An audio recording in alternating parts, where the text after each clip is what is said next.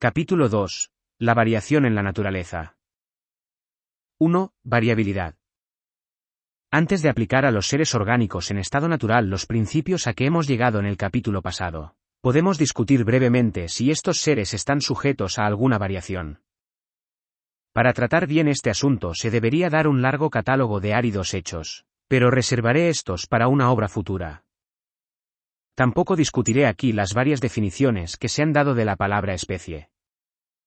Ninguna definición ha satisfecho a todos los naturalistas, sin embargo, todo naturalista sabe vagamente lo que él quiere decir cuando habla de una especie. Generalmente, esta palabra encierra el elemento desconocido de un acto distinto de creación. La palabra variedad es casi tan difícil de definir, pero en ella se sobreentiende casi universalmente comunidad de origen, aunque esta rara vez pueda ser probada. Tenemos además lo que se llama monstruosidades, pero estas pasan gradualmente a las variedades. Por monstruosidad supongo que se entiende alguna considerable anomalía de conformación, generalmente perjudicial o inútil para la especie. Algunos autores usan la palabra variación en un sentido técnico, simplificando una modificación debida directamente a las condiciones físicas de la vida, y las variaciones en este sentido se supone que no son hereditarias, pero ¿quién puede decir que el nanismo de las conchas de las aguas salobres del Báltico, o las plantas enanas de las cumbres alpinas, o la mayor espesura del pelaje de un animal del extremo norte no hayan de ser en algunos casos hereditarios, por lo menos durante algunas generaciones? Y en este caso, presumo yo que la forma se denominaría variedad. Puede dudarse si las anomalías súbitas y considerables de estructura, como las que vemos de vez en cuando en nuestros productos domésticos, y especialmente en las plantas, se propagan alguna vez con permanencia en estado natural. Casi todas las partes de todo ser orgánico están tan hermosamente relacionadas con sus complejas condiciones de vida, que parece tan improbable el que una parte haya sido producida súbitamente perfecta, como el que una máquina complicada haya sido inventada por el hombre en estado perfecto. En domesticidad, algunas veces, aparecen monstruosidades que se asemejan a conformaciones normales de animales muy diferentes. Así, alguna vez han nacido cerdos con una especie de trompa, y si alguna especie salvaje del mismo género hubiese tenido naturalmente trompa podría haberse dicho que ésta había aparecido como una monstruosidad, pero hasta ahora no he podido encontrar, después de diligente indagación, casos de monstruosidades que se asemejen a conformaciones normales en formas próximas, y solo estos casos tienen relación con la cuestión. Si alguna vez aparecen en estado natural formas monstruosas de estas clases y son capaces de reproducción, lo que no siempre ocurre, como se presentan rara vez y en un solo individuo, su conservación dependería de circunstancias extraordinariamente favorables. Además, durante la primera generación y las siguientes se cruzarían con la forma ordinaria, y así su carácter anormal se perdería casi inevitablemente. Pero en otro capítulo tendré que insistir sobre la conservación y perpetuación de las variaciones aisladas o accidentales. 2. Diferencias individuales. Las muchas diferencias ligeras que aparecen en la descendencia de los mismos padres, o que puede presumirse que han surgido así por haberse observado en individuos de una misma especie que habitan una misma localidad confinada, pueden llamarse diferencias individuales. Nadie supone que todos los individuos de la misma especie estén fundidos absolutamente en el mismo molde. Estas diferencias individuales son de la mayor importancia para nosotros, porque frecuentemente, como es muy conocido de todo el mundo, son hereditarias, y aportan así materiales para que la selección natural actúe sobre ellas y las acumule, de la misma manera que el hombre acumula en una dirección dada las diferencias individuales de sus producciones domésticas. Estas diferencias individuales afectan generalmente a lo que los naturalistas consideran como partes sin importancia, pero podría demostrar, mediante un largo catálogo de hechos, qué partes que deben llamarse importantes, tanto si se las mira desde un punto fisiológico como desde el de la clasificación, varían algunas veces en los individuos de una misma especie. Estoy convencido de que el más experimentado naturalista se sorprendería del número de casos de variación, aun en partes importantes de estructura, que podría recopilar autorizadamente, como los he recopilado yo durante el transcurso de años. Hay que recordar que los sistemáticos están lejos de complacerse al hallar variabilidad en caracteres importantes, y que no hay muchas personas que quieran examinar trabajosamente órganos internos e importantes y comparar estos, en muchos ejemplares de la misma especie. Nunca se hubiera esperado que las ramificaciones de los nervios principales junto al gran ganglio central de un insecto fuesen variables en la misma especie. Podría haberse pensado que cambios de esta naturaleza solo se habían efectuado lenta y gradualmente, y, sin embargo, Sir J. Laveck ha mostrado la existencia de un grado de variabilidad en estos nervios principales en Coccus, que casi puede compararse con la ramificación irregular del tronco de un árbol. Puedo añadir que este naturalista filósofo ha mostrado también que los músculos de las larvas de algunos insectos distan mucho de ser uniformes. Algunas veces, los autores ratonan en un círculo vicioso cuando dicen que los órganos importantes nunca varían, pues, como lo han confesado honradamente algunos naturalistas, estos mismos autores clasifican prácticamente como importantes aquellas partes que no varían. Desde este punto de vista, nunca se hallará ningún caso de una parte importante que varíe, pero desde cualquier otro punto de vista se pueden presentar seguramente muchos ejemplos. Existe un punto relacionado con las diferencias individuales que es en extremo desconcertante. Me refiero a aquellos géneros que han sido llamados proteos o polimorfos, en los cuales las especies presentan una extraordinaria variación. Por lo que se refiere a muchas de estas formas, difícilmente dos naturalistas se ponen de acuerdo en clasificarlas como especies o como variedades. Podemos poner como ejemplo Rubus, Rosa y Geracium, entre las plantas, algunos géneros de insectos y de braquiópodos. En la mayor parte de los géneros polimorfos, algunas de las especies tienen caracteres fijos y definidos. Los géneros que son polimorfos en un país parecen ser, con pocas excepciones, polimorfos en otros países, y también, a juzgar por los braquiópodos, en periodos anteriores. Estos hechos son muy desconcertantes, porque parecen demostrar que esta clase de variabilidad es independiente de las condiciones de vida.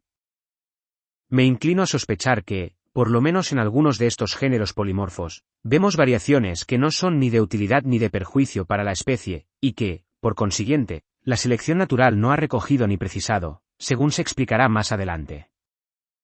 Como todo el mundo sabe, los individuos de la misma especie presentan muchas veces, independientemente de la variación, grandes diferencias de conformación, como ocurre en los dos sexos de diversos animales, en las 2 o 3 clases de hembras estériles u obreras en los insectos, y en los estados joven y larvario de muchos de los animales inferiores. Existen también casos de dimorfismo y trimorfismo, tanto en los animales como en las plantas. Así, Mr. Wallace, que ha llamado recientemente la atención sobre este asunto, ha señalado que las hembras de alganes especies de mariposas en el archipiélago malayo, aparecen normalmente bajo 2, y aún bajo 3, formas notablemente distintas, no enlazadas por variedades intermedias. Fritz Müller ha descrito casos análogos, pero aún más extraordinarios, en los machos de ciertos crustáceos del Brasil. Así, el macho de un tañáis se presenta normalmente bajo 2 formas distintas. Una de ellas tiene pinzas fuertes y de diferente hechura, y la otra tiene las antenas provistas de pelos olfativos mucho más abundantes. Aunque en la mayor parte de estos casos las 2 o 3 formas, tanto en los animales como en los vegetales, no están hoy unidas por gradaciones intermedias, es probable que en otro tiempo estuviesen unidas de este modo. Mr. Wallace, por ejemplo, describe cierta mariposa que, en la misma isla, presenta una gran serie de variedades unidas por eslabones intermedios, y los eslabones extremos de la cadena se asemejan a las 2 formas de una especie próxima dimorfa que habita en otra parte del archipiélago malayo. Así también, en las hormigas, las varias clases de obreras son generalmente por completo distintas, pero en algunos casos, como veremos después, están unidas entre sí por variedades suavemente graduadas. Lo mismo ocurre en algunas plantas dimorfas, como yo mismo lo he observado. Ciertamente, al principio, parece un hecho muy notable que la misma mariposa hembra tenga la facultad de producir al mismo tiempo 3 formas distintas femeninas y una masculina, y que una planta hermafrodita produzca por las semillas del mismo fruto 3 formas distintas hermafroditas que lleven 3 clases diferentes de hembras y 3, o hasta 6, clases diferentes de machos. Sin embargo, estos casos son tan solo exageraciones del hecho común de que la hembra produzca descendencia de ambos sexos, que a veces difieren entre sí de un modo portentoso. 3. Especies dudosas. Las formas que poseen en grado algo considerable el carácter de especie, pero que son tan semejantes a otras formas, o que están tan estrechamente unidas a ellas por gradaciones intermedias, que los naturalistas no quieren clasificarlas como especies distintas, son, por varios conceptos, las más importantes para nosotros. Tenemos todo fundamento para creer que muchas de estas formas dudosas y muy afines han conservado fijos sus caracteres durante largo tiempo, tan largo, hasta donde nosotros podemos saberlo, como las buenas y verdaderas especies. Prácticamente, cuando el naturalista puede unir mediante formas intermedias dos formas cualesquiera, considera la una como variedad de la otra, clasificando la más común, o a veces la descrita primero, como especie, y la otra como variedad. Pero a veces surgen casos de gran dificultad, que yo no enumeraré aquí, al decidir si hay que clasificar o no una forma como variedad de otra, aun cuando estén estrechamente unidas por formas intermedias. Y tampoco suprimirá siempre la dificultad la naturaleza híbrida, comúnmente admitida, de las formas intermedias. En muchísimos casos, sin embargo, se clasifica una forma como variedad de otra, no porque se hayan encontrado realmente los eslabones intermedios, sino porque la analogía lleva al observador a suponer que estos existen actualmente en alguna parte o pueden haber existido antes, y aquí queda abierta una amplia puerta para dar entrada a las conjeturas y a la duda. De aquí que, al determinar si una forma ha de ser clasificada como especie o como variedad, la opinión de los naturalistas de buen juicio y amplia experiencia parece la única guía que seguir. En muchos casos, sin embargo, tenemos que decidir por mayoría de naturalistas, pues pocas variedades bien conocidas y caracterizadas pueden mencionarse que no hayan sido clasificadas como especies, a lo menos por algunos jueces competentes. Es indiscutible que las variedades de esta naturaleza dudosa distan mucho de ser raras. Compárense las diversas floras de la Gran Bretaña, de Francia y de los Estados Unidos, escritas por diferentes naturalistas, y véase qué número tan sorprendente de formas han sido clasificadas por un botánico como buenas especies y por otro como simples variedades. Mr. H. C. Watson, al cual estoy muy obligado por auxilios de todas clases, me ha señalado 182 plantas británicas que son consideradas generalmente como variedades, pero que han sido todas clasificadas como especies por algunos botánicos, y al hacer esta lista omitió muchas variedades insignificantes que, no obstante, han sido clasificadas por algunos botánicos como especies, y ha omitido por completo varios géneros sumamente polimorfos. En los géneros que encierran las formas más poliformas, Mr. Babington cita 251 especies, mientras que Mr. Beta cita solamente 112. Una diferencia de 139 formas dudosas. Entre los animales que se unen para cada cría y que cambian mucho de lugar, rara vez pueden hallarse en un mismo país formas dudosas clasificadas por un zoólogo como especies y por otro, como variedades, pero son comunes en territorios separados. ¿Cuántos pájaros e insectos de América del Norte y de Europa que difieren entre sí ligerísimamente han sido clasificados por un naturalista eminente como especies dudosas y por otro como variedades, o razas geográficas, como frecuentemente se las llama? Mr. Wallace, en varios estimables trabajos sobre diferentes animales, especialmente sobre lepidópteros, que viven en las islas del archipiélago malayo, expone que estos pueden clasificarse en 4 grupos, a saber, formas variables, formas locales, razas geográficas o subespecies, y verdaderas especies típicas. Las primeras, o formas variables, varían mucho dentro de los límites de la misma isla. Las formas locales son medianamente constantes y distintas en cada isla, tomada por separado, pero cuando se comparan juntas todas las de las diversas islas se ve que las diferencias son tan ligeras y graduadas, que es imposible definirlas o describirlas, aunque al mismo tiempo las formas extremas sean suficientemente distintas.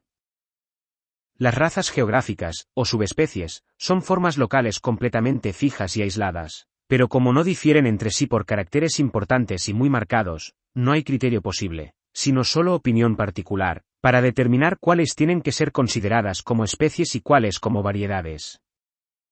Por último, las especies típicas ocupan el mismo lugar en la economía natural de cada isla que las formas locales y subespecies. Pero, como se distinguen entre sí con mayor diferencia que la que existe entre las formas locales y las subespecies, son casi universalmente clasificadas por los naturalistas como especies verdaderas. Sin embargo, no es posible dar un criterio seguro por el cual puedan ser reconocidas las formas variables, las formas locales, las subespecies y las especies típicas. Hace muchos años, comparando y viendo comparar a otros las aves de las islas muy próximas entre sí, del archipiélago de los Galápagos, unas con otras y con las del continente americano, Quedé muy sorprendido de lo completamente arbitraria y vaga que es la distinción entre especies y variedades. En las eslites del pequeño grupo de la madera existen muchos insectos clasificados como variedades en la admirable obra de Mr. Wallerstein, pero que seguramente serían clasificados como especies distintas por muchos entomólogos. Hasta Irlanda tiene algunos animales considerados ahora generalmente como variedades, pero que han sido clasificados como especies por algunos zoólogos. Varios ornitólogos experimentados consideran nuestra perdiz de Escocia, la Gopus scoticus, solo como una raza muy caracterizada de una especie noruega, mientras que el mayor número la clasifica como una especie indubitable, propia de la Gran Bretaña. Una gran distancia entre las localidades de dos formas dudosas lleva a muchos naturalistas a clasificar estas como dos especies distintas, pero se ha preguntado con razón, ¿qué distancia bastará? Si la distancia entre América y Europa es cumplida, será suficiente la que hay entre Europa y las Azores, o Madeira, o las Canarias, o entre las varias eslites de estos pequeños archipiélagos. Mr. B. de Walsh, distinguido entomólogo de los Estados Unidos, ha descrito lo que él llama variedades fitofágicas y especies fitofágicas.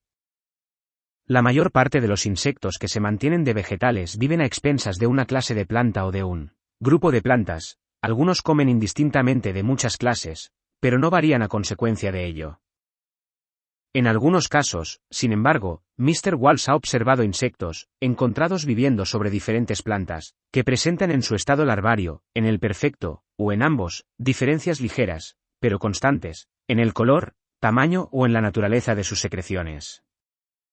Se observó que en algunos casos solo los machos, en otros casos, los machos y las hembras diferían así en pequeño grado, pero ningún observador puede fijar para otro, aun dado que pueda hacerlo para sí mismo, cuáles de estas formas fitofágicas deben ser llamadas especies y cuáles variedades.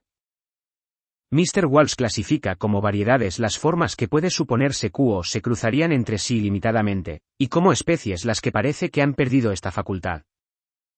Como las diferencias dependen de que los insectos han comido mucho tiempo plantas distintas, no puede esperarse que se encuentren eslabones intermedios que unan las diversas formas. El naturalista pierde así su mejor guía para determinar si ha de clasificar las formas dudosas como especies o como variedades. Esto, necesariamente, ocurre también con organismos muy afines que habitan en distintos continentes o islas. Cuando, por el contrario, un animal o planta se extiende por el mismo continente, o habita varias islas del mismo archipiélagos, y presenta diferentes formas en los diferentes territorios, hay siempre muchas probabilidades de que se descubrirán formas intermedias que enlacen los citados extremos, y estos quedan entonces reducidos a la categoría de variedades. Un corto número de naturalistas sostiene que los animales nunca presentan variedades, y entonces, estos mismos naturalistas clasifican como de valor específico la más leve diferencia, y cuando la misma forma idéntica se ha encontrado en dos países distantes o en dos formaciones geológicas, creen que dos especies distintas están ocultas bajo la misma vestidura. La palabra especie viene de este modo a ser una mera abstracción inútil, que implica y supone un acto separado de creación. Lo positivo es que muchas formas consideradas como variedades por autoridades competentísimas parecen, por su índole, tan por completo especies, que han sido clasificadas así por otros competentísimos jueces, pero discutir si deben llamarse especies o variedades antes de que haya sido aceptada generalmente alguna definición de estos términos es dar inútilmente palos al aire.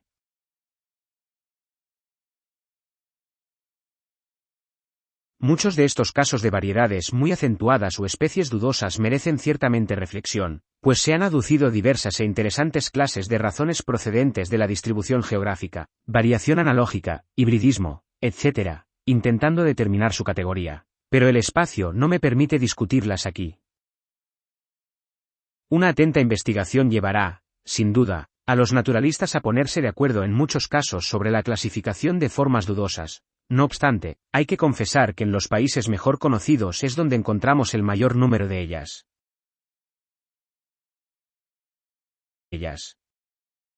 Me ha sorprendido el hecho de que si un animal o planta en estado silvestre es muy útil al hombre, o si por cualquier motivo atrae mucho su atención, se encontrarán casi siempre registradas variedades de ella.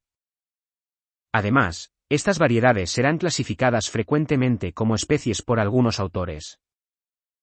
Fijémonos en el roble común, que tan atentamente ha sido estudiado. Sin embargo, un autor alemán distingue más de una docena de especies basadas en formas que son casi universalmente consideradas como variedades por otros botánicos, y en nuestro país pueden citarse las más elevadas autoridades botánicas y los prácticos para demostrar que el roble de frutos sentados y el roble de frutos pedunculados son buenas y distintas especies o que son simples variedades.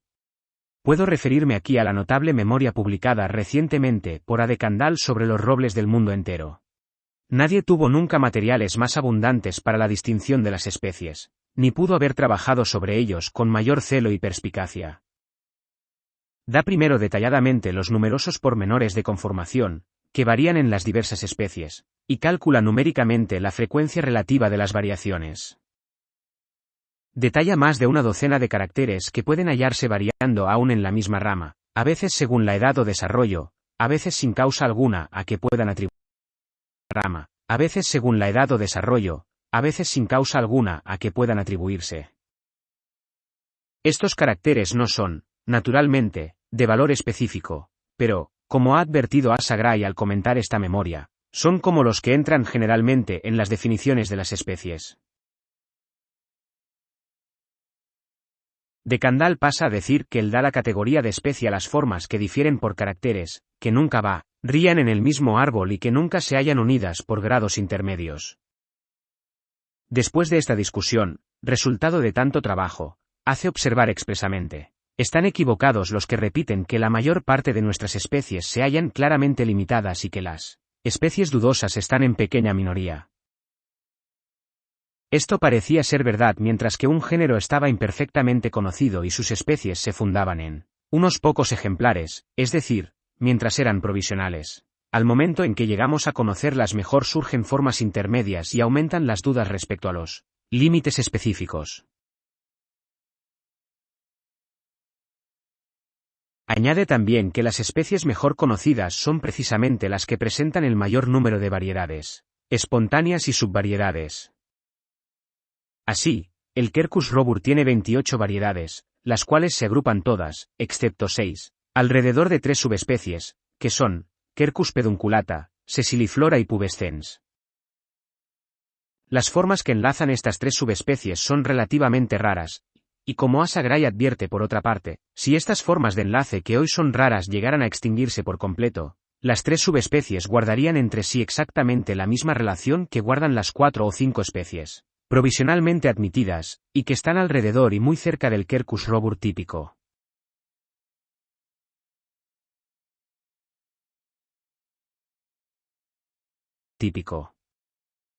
Finalmente, de Candolle admite que, de las 300 especies que se enumerarán en su pródromo como pertenecientes a la familia de los robles, 2/3, por lo menos, son especies provisionales, esto es, que no se sabe que llenen exactamente la definición dada arriba de especie verdadera. Habría que añadir que de Candolle no cree ya más el que las especies sean creaciones inmutables, y llega a la conclusión de que la teoría de la derivación es la más natural, y la más conforme con los hechos conocidos de paleontología, geografía botánica y zoológica, estructura anatómica y clasificación. Cuando un joven naturalista empieza el estudio de un grupo de organismos completamente desconocido para él, al principio vacila mucho en determinar qué diferencias ha de considerar como específicas y cuáles como de variedad, porque nada sabe acerca de la cantidad y modo de variación a que está sujeto el grupo, y esto muestra, por lo menos, cuán general es el que haya algo de variación. Pero si limita su atención a una clase dentro de un país, formará pronto juicio sobre cómo ha de clasificar la mayor parte de las formas dudosas. Su tendencia general será hacer muchas especies, pues lo mismo que el criador de palomas y aves de corral, de que antes se habló, llegaría a impresionarse por la diferencia que existe en las formas que está continuamente estudiando, y tiene poco conocimiento general de variaciones análogas en otros grupos o en otros países con el que poder corregir sus primeras impresiones.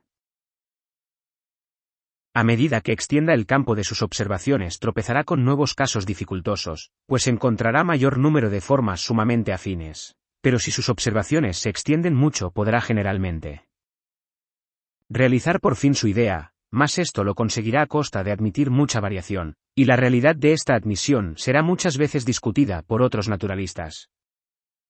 Cuando pase al estudio de formas afines traídas de países que hoy no están unidos, caso en el cual no puede tener la esperanza de encontrar eslabones intermedios, se verá obligado a fiarse casi por completo de la analogía, y sus dificultades llegarán al máximo.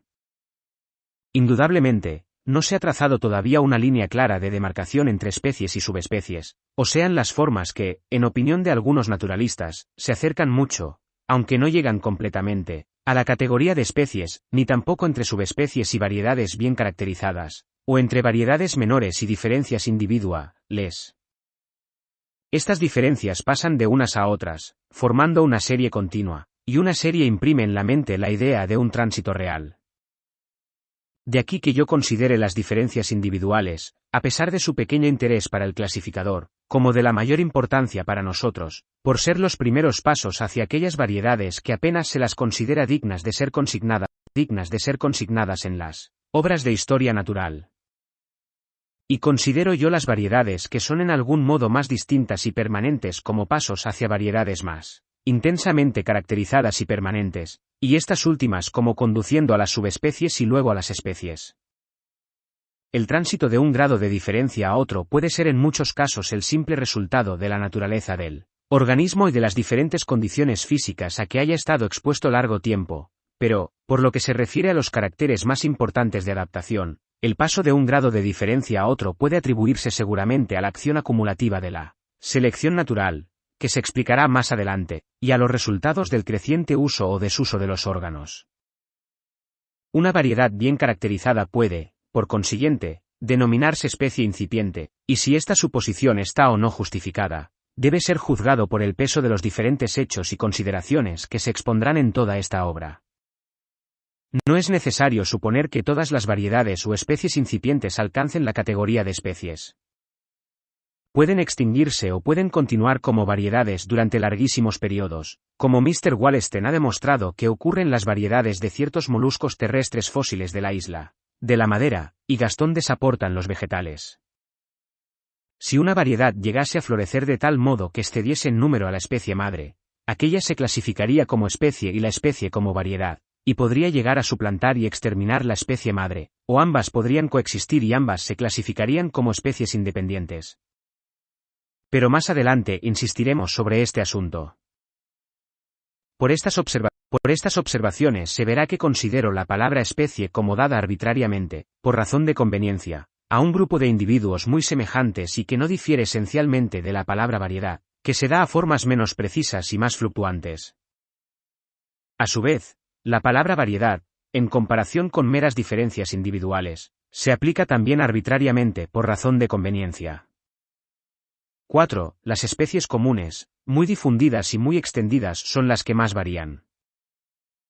Guiado por consideraciones teóricas, pensé que podrían obtenerse resultados interesantes respecto a la naturaleza y relaciones de las especies que más varían, formando listas de todas las variedades de diversas flores bien estudiadas. Al pronto parecía esto un trabajo sencillo, pero Mr. H. C. Watson, a quien estoy muy obligado por valiosos servicios y consejos sobre este asunto, me convenció enseguida de que había muchas dificultades, como también lo hizo después el Dr. Oker, todavía en términos más enérgicos. Reservaré para una obra futura la discusión de estas dificultades y los cuadros de los números proporcionales de las especies variables. El Dr. Oker me autoriza a añadir que, después de haber leído atentamente mi manuscrito y examinado los cuadros, cree que las siguientes conclusiones están bien e imparcialmente fundadas. Todo este asunto, sin embargo, tratado con mucha brevedad, como es aquí necesario, es algo desconcertante, y no pueden evitarse las alusiones a la lucha por la existencia, divergencia de caracteres y otras cuestiones que han de ser discutidas más adelante. Alphonse de Candolle y otros han demostrado que las plantas que tienen una gran dispersión presentan generalmente variedades, lo que podía ya esperarse por estar expuestas a diferentes condiciones físicas y porque entran en competencia con diferentes conjuntos de seres orgánicos, lo cual, como veremos después, es una circunstancia tanto o más importante.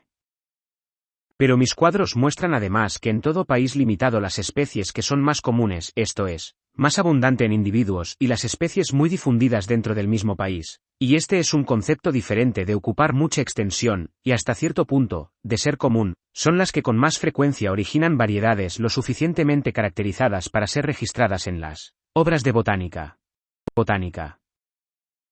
De aquí el que las especies más florecientes, o, como pueden llamarse, especies predominantes, las que ocupan mayor extensión, son las más difundidas en su propio país y las más numerosas en individuos, sean las que con más frecuencia producen variedades bien caracterizadas, como yo las considero, especies incipientes. Y esto podría quizá haber sido previsto, pues como las variedades, para hacerse en algún modo permanentes, necesariamente tienen que luchar con los otros habitantes de su país. Las especies que son ya predominantes serán las más aptas para producir descendientes, los cuales, aunque modificados solo en muy débil grado, heredan, sin embargo, las ventajas que hicieron capaces a sus padres de llegar a predominar entre sus compatriotas. En estas observaciones sobre el predominio ha de sobreentenderse que solo se hace referencia a las formas que entran en mutua competencia, y especialmente a los miembros del mismo género o clase que tienen costumbres casi semejantes. Respecto al número de individuos, o a ser común una especie, la comparación, naturalmente, se refiere solo a los miembros del mismo grupo. Puede decirse que una planta superior es predominante si es más numerosa en individuos y está más difundida que otras plantas del mismo país que vivan casi en las mismas condiciones. Una planta de esta clase no deja de ser predominante porque alguna conferva que vive en el agua o algún hongo parásitos sean infinitamente más numerosos en individuos y estén más difundidos. Pero si la conferva o el hongo parásito supera a sus semejantes por los conceptos antedichos, será entonces predominante dentro de su propia clase. 5. Las especies de los géneros mayores en cada país varían más frecuentemente que las especies de los géneros menores. Si las plantas que viven en un país, según aparecen descritas en una flora, se dividen en dos grupos iguales, colocando a un lado todas las de los géneros mayores, esto es, los que contienen más especies, y a otro lado, todas las de los géneros menores, se verá que el primer grupo comprende un número algo mayor de especies comunísimas y muy difundidas, o especies predominantes. Esto podía haber sido ya previsto, pues el mero hecho de que muchas especies del mismo género vivan en un país demuestra que en las condiciones orgánicas e inorgánicas de aquel país existe algo favorable para el género, y, por consiguiente, podíamos haber esperado encontrar en los géneros mayores, o que comprenden más especies, un número relativo mayor de especies predominantes.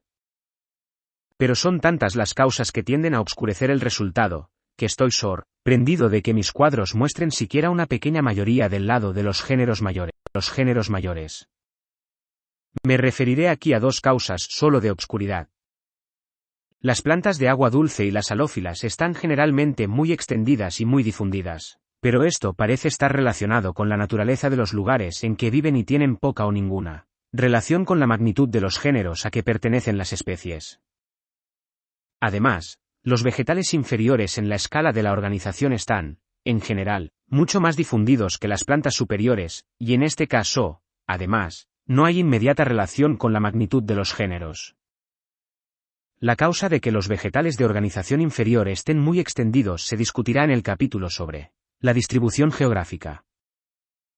El considerar las especies tan solo como variedades bien definidas y muy caracterizadas me llevó a anticipar que las especies de los géneros mayores en cada país presentarían con más frecuencia variedades que las especies de los géneros menores, pues dondequiera que se hayan formado muchas especies sumamente afines, es decir, especies del mismo género, deben, por regla general, estarse formando actualmente muchas variedades o especies incipientes.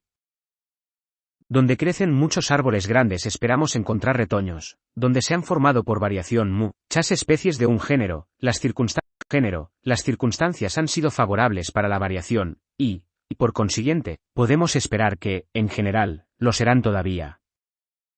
Por el contrario, si consideramos cada especie como un acto especial de creación, no aparece razón alguna para que se presenten más variedades en un grupo que tenga muchas especies que en otro que tenga pocas. Para probar la verdad de esta idea que anticipo he ordenado las plantas de 20 países y los insectos coleópteros de 2 regiones en 2 grupos aproximadamente iguales, poniendo a un lado las especies de los géneros mayores y a otro las de los géneros menores, y esto ha demostrado siempre que en el lado de los géneros mayores era mayor el tanto por ciento de especies que presentaban variedades, que en el lado de los géneros menores. Además, las especies de los géneros grandes que presentan variedades presentan siempre un número relativo mayor de variedades que las especies de los géneros pequeños. Ambos resultados subsisten cuando se hace otra división y cuando se excluyen por completo de los cuadros todos los géneros muy pequeños que solo comprenden de 1 a 4 especies. Estos hechos tienen clara significación en la hipótesis de que las especies son tan solo variedades permanentes muy caracterizadas, pues dondequiera que se han formado muchas especies del mismo género, o donde, si se nos permite emplear la frase, la fabricación de especies ha sido muy activa, debemos, en general, encontrar todavía la fábrica en movimiento, tanto más cuanto que tenemos todas las razones para suponer que el procedimiento de fabricación de las especies nuevas es un procedimiento lento. Y esto, ciertamente, resulta exacto si se consideran las variedades como especies incipientes, pues mis cuadros muestran claramente, como regla general, que dondequiera que se han formado muchas especies de un género, las especies de este género presentan un número de variedades, o sea de especies incipientes, mayor que el promedio.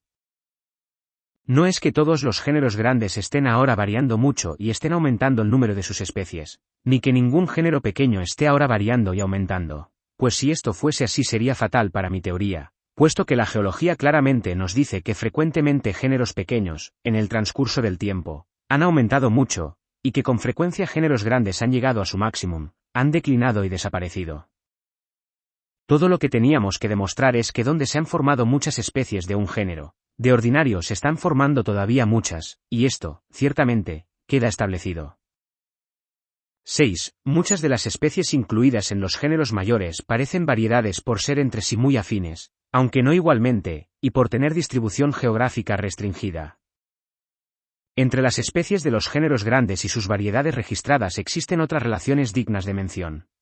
Hemos visto que no hay un criterio infalible para distinguir las especies de las variedades bien marcadas, y cuando no se han encontrado eslabones de enlace entre formas dudosas, los naturalistas se ven forzados a decidirse por el conjunto de diferencias entre ellas, juzgando por analogía si este conjunto es o no suficiente para elevar una forma, o ambas, a la categoría de especies.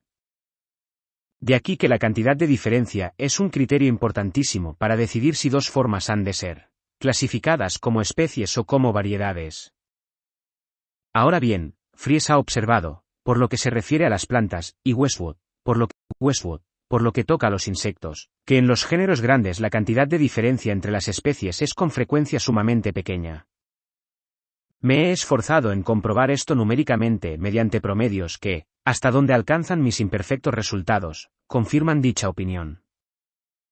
He consultado también con algunos sagaces y experimentados observadores, y, después de deliberar, coinciden en esta opinión. En este respecto, pues, las especies de los géneros mayores se parecen a las variedades, más que las especies de los géneros menores. O el caso puede interpretarse de otro modo, puede decirse que en los géneros mayores, en los cuales se está ahora fabricando un número de variedades o especies incipientes mayor que el promedio, muchas de las especies ya fabricadas parecen, hasta cierto punto, variedades, pues difieren entre sí menos de la cantidad habitual de diferencia. Además, las especies de los géneros mayores están relacionadas unas con otras, de la misma manera que están relacionadas entre sí las variedades de cualquier especie. Ningún naturalista pretende que todas las especies de un género estén igualmente distantes unas de otras. Generalmente, pueden ser divididas en subgéneros, o secciones, o grupos menores. Como Fries ha señalado muy bien, grupos pequeños de especies están generalmente reunidos como satélites alrededor de otras especies, y, que son las variedades sino grupos de formas desigualmente relacionadas entre sí y agrupadas alrededor de ciertas formas, o sea alrededor de sus especies madres. Indudablemente, existe un punto de diferencia importantísimo entre las variedades y las especies, y es que la diferencia entre las variedades cuando se comparan entre sí o con especie madre es mucho menor que la que existe entre las especies del mismo género. Pero cuando lleguemos a discutir el principio de la divergencia de caracteres, como yo lo llamo, veremos cómo puede explicarse esto y cómo las diferencias menores que existen entre las variedades tienden a acrecentarse y llegan a ser las diferencias mayores existentes entre las especies. Existe otro punto que merece indicarse. Las variedades ocupan por lo general una extensión muy restringida. Esta afirmación, realmente, es casi una evidencia, pues si se viese que una variedad tiene una extensión mayor que la de su supuesta especie madre se invertirían sus denominaciones. Pero hay fundamento para suponer que las especies que son muy afines a otras, en lo cual parecen mucho variedades, ocupan con frecuencia extensiones muy limitadas.